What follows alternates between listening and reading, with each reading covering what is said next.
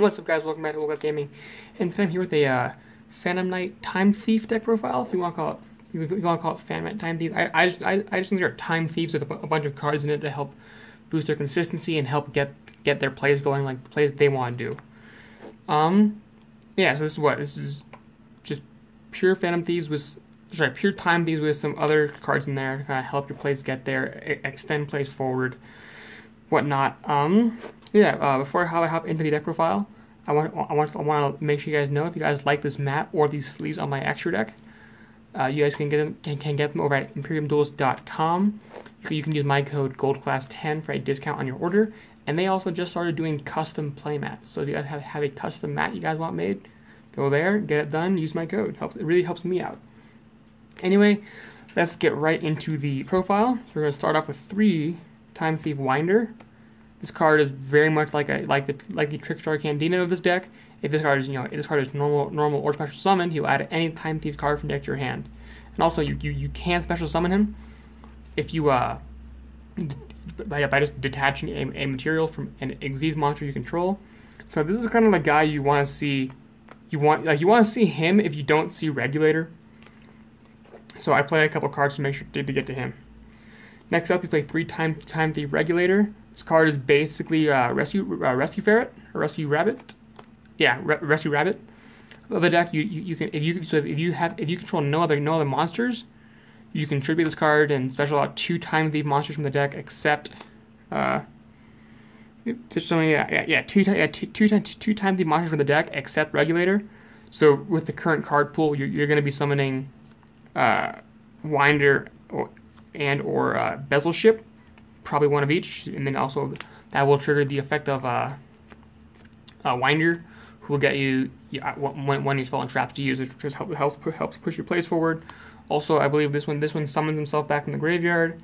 Yeah, when your Xyz monster you control is destroyed in battle. And then now, next up we have 3 Time Thief Bezel Ship. This card, so you can summon himself back if he's in the graveyard by just detaching. So this guy summons himself by detaching a material from an Xyz monster while he's in the graveyard. So he's basically Time Thief Winder, but engraved instead of your hand. And also you can tribute this card, then to attach a card from your opponent's graveyard to a Time Thief Xyz monster, which is Redoer. So that's it for our Time Thief monsters. I play 3 of each one because generally they aren't like you don't typically want to see Bezel by himself. But I'd rather see Bezel than see nothing at all, kind of thing. And also, without any hard searchers for these cards aside from Winder, why not? Next up, I play 3 copies of Summoner Monk. This card can just summon any level 4 monster out of your deck and does not negate the effects. All you have to do is just discard a spell. So you can normal this guy and then discard a card to summon your Winder out of the deck. And then now you have two level 4s in the field, and then Winder will search any other card, any other Time Thief card you want. So this card's a good play starter if you have a spell to discard for it. Also, being level 4 helps with your Xyz plays, and being a dark, it helps you with a handful of your Link monsters like Rusty, Wee Witch, and a handful of other stuff. Then you play 2 Photon Thrasher. This is once again more for your Xyz plays. It's also just a 2100 body. You can just slap down going second, try and pop something, try to attack over something. But once again, this card is just a free monster to summon that is a level 4 to help you make your Redoer. Once again, this card and Winder can make your Redoer, and then Winder will also get the same. So it's the same principle as Summoner Monk. Except instead of normaling this and then getting out Winder, you would special this and then normal Winder. Also, I only play 2 because you'll see in the spells I play 1 copy of Reinforcement of the Army. I know the only target for Rhoda is Thrasher, but playing 2 Thrasher and 1 Rhoda is better because it gives you one extra spell to possibly draw to discard for Summoner Monk. Then we play our 1 Satan Cloak and our 1 Silent Boots. This is just for Rusty to help you get some plays with him going to possibly end with a couple Fog Blades set. Also, the Shade Brigandines can help you push forward into your Redoer. Then you play three copies of Ash Blossom Joyous Spring. This card's common now, so if you're playing Time Thieves as a budget deck, Ash is absolutely 100% on the table now as an option, which is super nice. And that's it for our monster lineup. Next up for our spells, we have 3 copies of Call by the Grave, because you do a lot of searching, a lot of summoning. Like, it sucks to have your regulator Ash, because he's a cost tribute. So like if you summon regulator, and attempt to use the effect and they Ash it, you now have no monsters on the field, and you've also used up your normal summon. So Call by the Grave helps you stop like Ashes from totally ruining your plays, because once again, Winder, Regulator, Rusty, all the PKs they're all Ashable. So you really want to have a Call by the Grave at your side. Then you play 3 copies of Instant Fusion. Once again, it's another spell to use for Summoner Monk, and also helps you get another level 4 in the field to help either help go into your Xyz plays or help Link climb into your Rusty stuff. And then we play 2 Time Thief Hack. You don't really want to play 3, because it's kind of cloggy to have multiple of it, and you're going to be able to search it, and then you're going to have the option to search it every single time you summon a Winder. So you only play 2, because like if you draw it, it just lets you use the Winder search for other stuff. At the same time, you really don't want to. You want to avoid drawing 2 copies. You want to just avoid having a bunch of copies of it in your hand. This card's super nice because it gives your Xyz monsters a bunch of protection the turn they are summoned, as well as also helps you give them an attack boost. And if your Xyz monster has a material that has one of your opponent's cards as a material, it can attack directly. And because of Time Thief Redoer's effect to take your opponent's card during the standby phase, this can help you make Redoer attack directly, and also help me possibly boost your attack, which can lead some really crazy damage. Next up, we have a copy of Monster Reborn. You have space in this deck for a card like Monster Reborn, and it's a good card. Like you able to just bring back Redoers, because Redoer can just starts taking cards as material every standby phase. It's actually not a horrible option to bring back a Redoer, because you can kind of grind back into the game. If you have no monsters, you can bring back a Regulator, and then use his effect to just start popping off again. If you reborn Winder, his effect will trigger. Obviously you can reborn any like powerful Link monsters either in your graveyard or in your opponent's graveyard.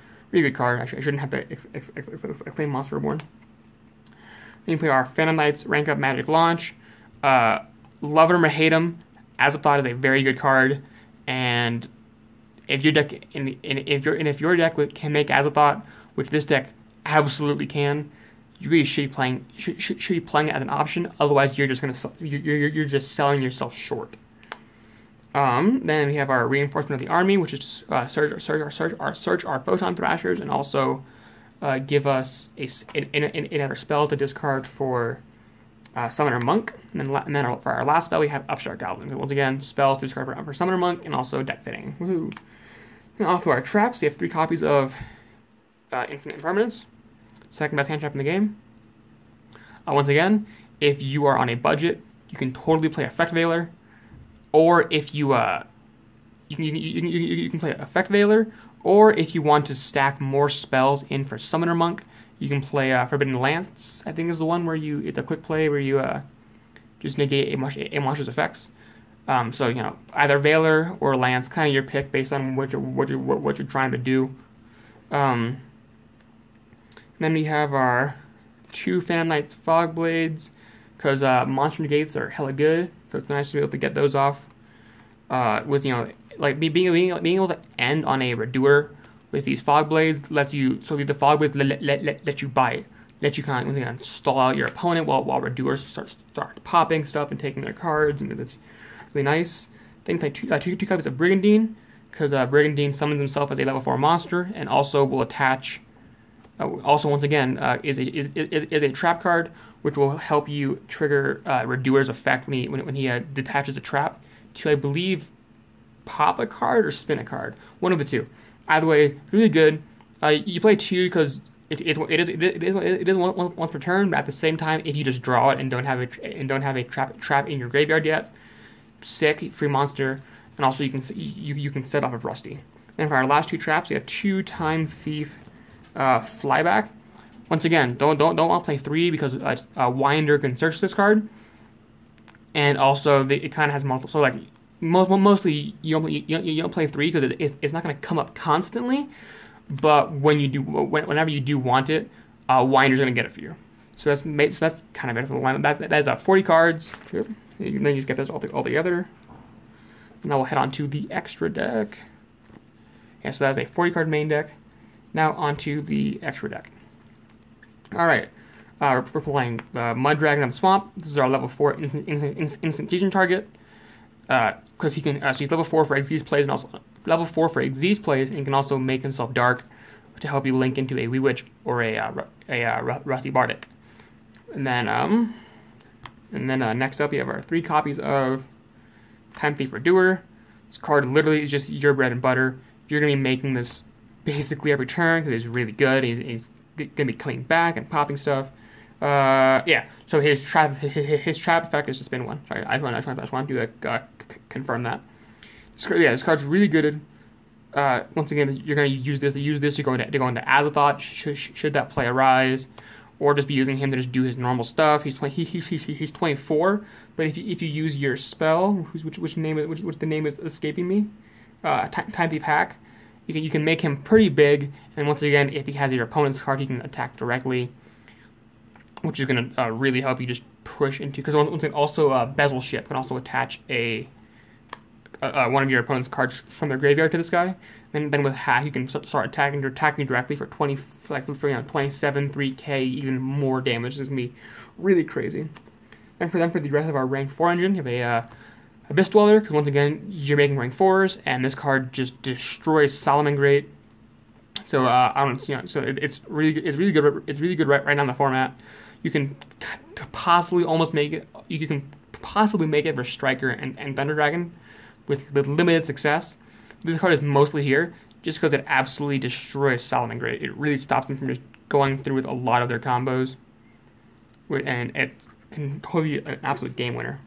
Then we have a Utopia package with one regular and then 1 lightning. Once again, you're making rank 4s, and sometimes you just need some crazy damage output and can't quite get to a Boral Sword Dragon, and that's where lightning will be able to just pump out damage for you, attack over some problem card, etc., etc. And then for our last Xyz monster, we have obviously our Azathoth. We all hate him, but he's really good. So play him when you can. There will be a lot of times where if you need to make, there will be a lot of times where making him will be really a very good option. Then for our Link monsters, we have a Boral Sword Dragon, because if you can make him, he's a game winner. Our Rusty Bardic, because you have to help you with some Phantom Knight combos, even push forward into making a couple, a Redoer or 2. And then we have a Nightmare Unicorn, Phoenix, and Cerberus to help you kind of pop some stuff. Because general removal when going second is always useful. Also versus Thunder Dragon, Unicorn is an absolute lifesaver. Then for our last 2, we have a Wee Witch's Apprentice and a Reaper Duckus. Reaper Duckus is mostly for if you're trying to just sometimes you get caught off with those Photon Thrashers. So this card can be helpful if you just want a Link 2 to go into with Thrasher, but don't want to burn up one of your Nightmares because you want that down arrow. Yeah, so that's it for the extra deck. Yeah, that's it for the extra deck, and then that's 15 cards in the extra, 40 cards in the main. That's been my interpretation of a somewhat pure Time Thief deck with focusing on a lot of rank 4 power. Yeah. So anyway, I'll thank you all for watching. If you guys like this video, please drop a like and comment down below. It really helps me out. And as always, I'll thank you all for watching. I'll see you all next time.